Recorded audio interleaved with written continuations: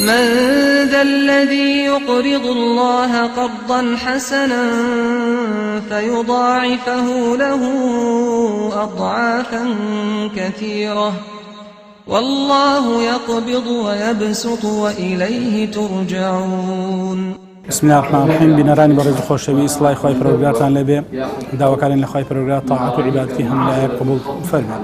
خوشویستان دەستگای بەخشینی خێرخوازی وەکو نەریتی ساڵانەی خۆی لە پلانی ساڵانەی خۆیدا بۆ مانگی ڕەمەزان هەڵدەستێ بە دابەشکردنی یارمەتی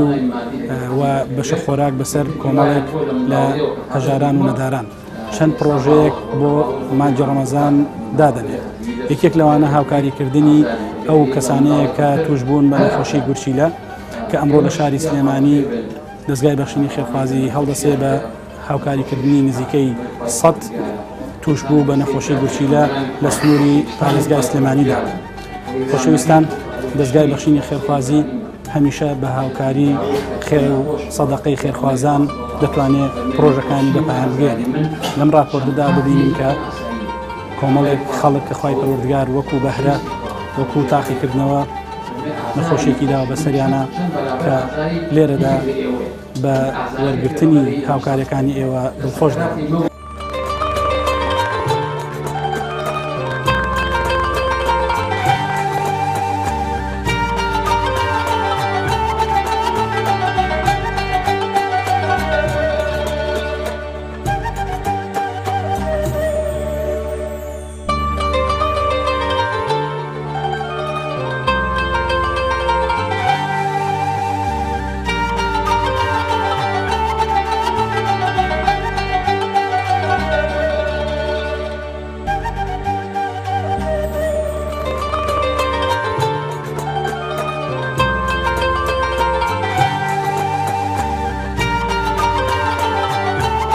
پێشێکی سوپاسی بەخشینەکەم بۆم هەڵوێستە جوانەیە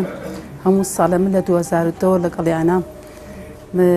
هاوکاریم نەخۆشانە کە من وەکو نوێنەرێکیم نەخۆشانە هەستاوم بە ناویان کە ناویان بنووسم و لە سنتەری گوچیلێ دەست کرد. هەموو یارمەتی نەخۆشانێن و زۆر بەڕێز و هەموو لایەنەکان هیلاک و ماندووبن. ئەو کەسانەی کە یارمەتی نەخۆشێن و ئەو کەسانی کە هاوکاری نەخۆشەکەن و ئینسانی چاکەن کە هاوکاریێن بەنامەی بەخشین زۆر سوپاسیانەکەین و زۆر مەمنونیانین. سوپاسی دەستگای بەخشینەکەین چونکە هاوکاری هەر سنتەری گورچیلەی نەکردو. سنتەری گورچیلە نا بەس سنتەری بڵێن تالاسی ماکان و خەستەخانی هیوا و هەموو نەخۆشەکان و بێ باوکەکان و کەم دەرامەتەکان هەر هەمویانە زۆر سوپاسی بەخشینەکەین بە هەموو لایەنێکەوە. دەستخۆشی لە بەخشینەکەین کە ئەم یارمەتیە ئەدا بەم نەخۆشەوە بەم هەژارانە بەڕاستی لیان ڕازین هەر ئەمانیشن کە ئەو بەخشیان چونکی منەمە دومی جارە لێرە وەریگرم پێرار وابزانم بەرم کرد ئەم ساڵش دومی جار ماڵیان ئاوا بێ ماڵی ئەو کەسانش ئاوا بێ کە یارمەتی ئەمانە دەن لە ڕێی ئەمانەوە ئەیدەن بە فەقیر هەژارن. هیوادارین ئەمسالی ئەو کەسانە زیاد بێتەوە خێر و خێراتەکە و ئەیدا بم دەستگایە و دا بەشێکە بە عەدالەت لەسەر ئەم فەقیر و هەژارانێ. هیوادارم سەرکەوتوو بن تەمەندرێژ بن بەردەوام بن لەسەر خێر لەگەڵ ئەم فەقیر و هەژارانێ.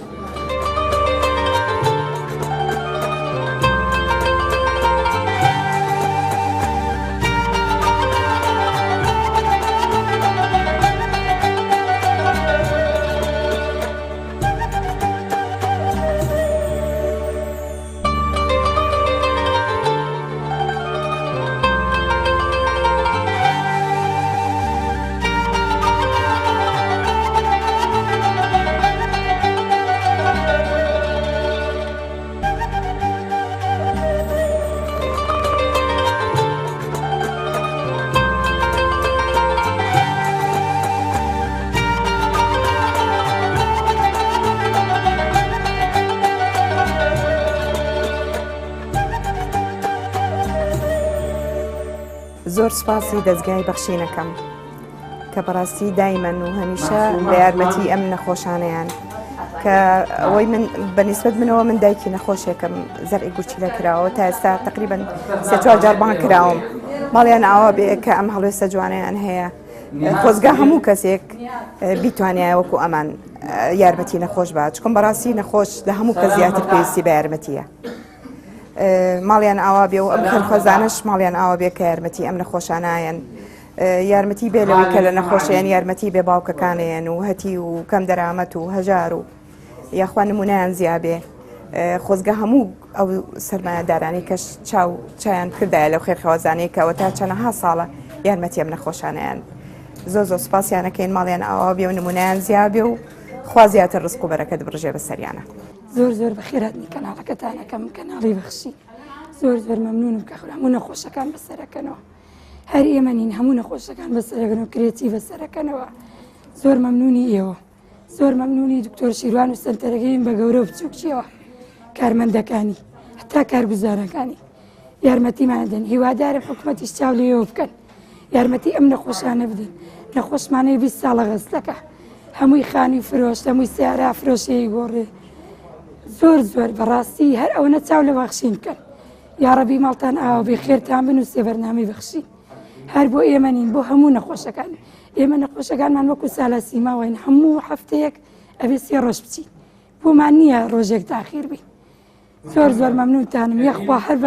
بەشتان پڕ بێ زۆر مەمنونی ئێوەم هەتا ئێستا کەسێک نەهاتووە لە ئێوە زیاتر بڵێ یارمەتیتانەدی چیتان پێویستە من زۆر مەمنونی ئێوەم کە ئەم نەخۆشانە بەسەرەکەنەوە هەموو ساڵێک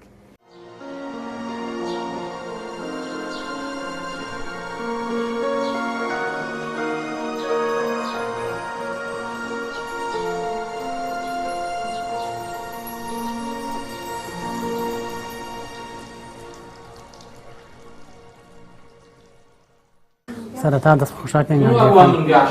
بەڕاستی ئەم کاریەوە یەکەن کارێکە لە دەستی هەموو کەس نایە ینی هەموو ساڵێکەوە خەڵکانی فەقیر و کەم دەرامەت و بێواوەکان بەسەرەکەنەوە خی گەورە نمونەتان زیاکە خی گەورە مۆفەقتانکە زیاتر دەستان واڵا بێ بەڕاستی ئەم سەنتەرەی ئێمەکە ئەمە غەسلی گوتینی لێغین تا ئێستا غێری ئەو کەسێکە نەهاتووە ڕۆ لە ڕۆژان لە معاناتی خەڵکە لە فەقیری و خەڵکە بپرسێتەوە بۆ نمونە نەخۆشمان هەبوو کە چۆتە عیادە کە دکتۆرەکە فەحسی و دوای پارەی عیلاجەکەی پێ نەبوو کە بێڕای بەدەستی بەتاڵ گەڕاوەتەوە یعنی ئەمانە بەڕاستی نازانم چۆن تعبیری بکەم ئێوە کە هەموو ساڵ ئەمانە ئەم بەرنامە جوانانە پێشکەشکەن یارمەتی خەڵکەدەن جێگەی دەستخۆشکەری خی گەورە نمونەتان زیاکە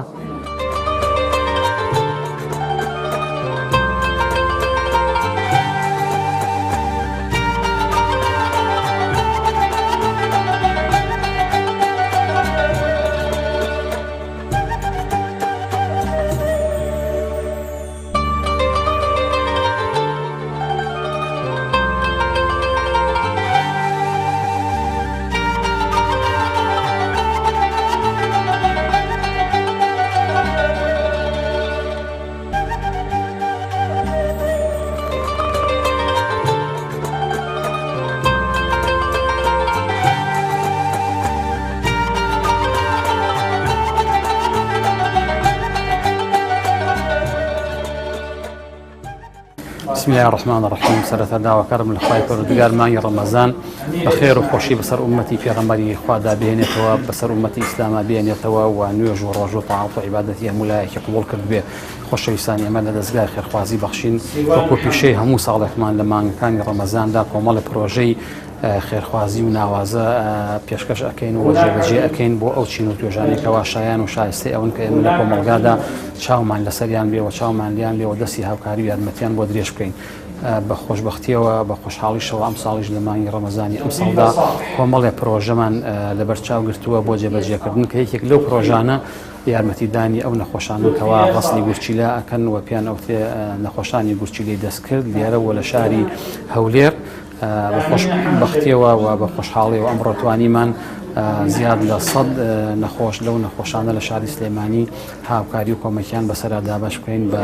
بڕی یەکی نەفەری بە 100,000 دینار داواکارین لە خێرۆمەندان و خێرخوازانی وڵاتەکەمان وەک هەمیشە و وەک پیشەی هەمیشەییان چاویان لەم چین و توێژانە بێکەوە یارمەتیان ئەوێ و محتاجی ئەوەن کە ئێمە لایەکیان لێ بکەینەوە بۆ شایان و شایستن بۆ ئەوەیکەوە خێر و سەدەقات و زەکاتی خۆمانیان پێ بەخشین بۆیە داواکارم لە خوای پەروەردگار تەوفیق و هیدایەتی ئێمەش با لەسەر ئەم کارە خێرا و دوعای خێرشمان ئەوێ لە بینەران و لە مسلمانان کە بتوانین ئێمەش ئینشاءڵڵا بەردەوام دەستێکی ئەمین بین و لە هەمیشە لە کاری خێر و لە کاری چاکەدا بین و دووبارەشی یەکەمەوە لە خێرۆمەندان و خێرخوازانی ئەم وڵاتەکە بتوانین ئینشاءڵڵا ئێمە سەد نەخۆشمان لێرە لە بەرچاوگرتووە لە هەولێریش سەد یا زیاتر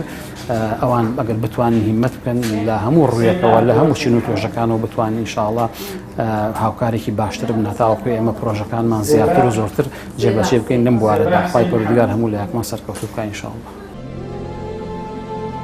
بەخشین خێرخوازانی خۆشەویست لە ڕێگەی ئەم ژمارە تەلەفۆنانەوە دەتوانن پەیوەندیمان پێوە بکەن و ببەخشن تا بەخشین بەردەوام بێ. بەخشین 0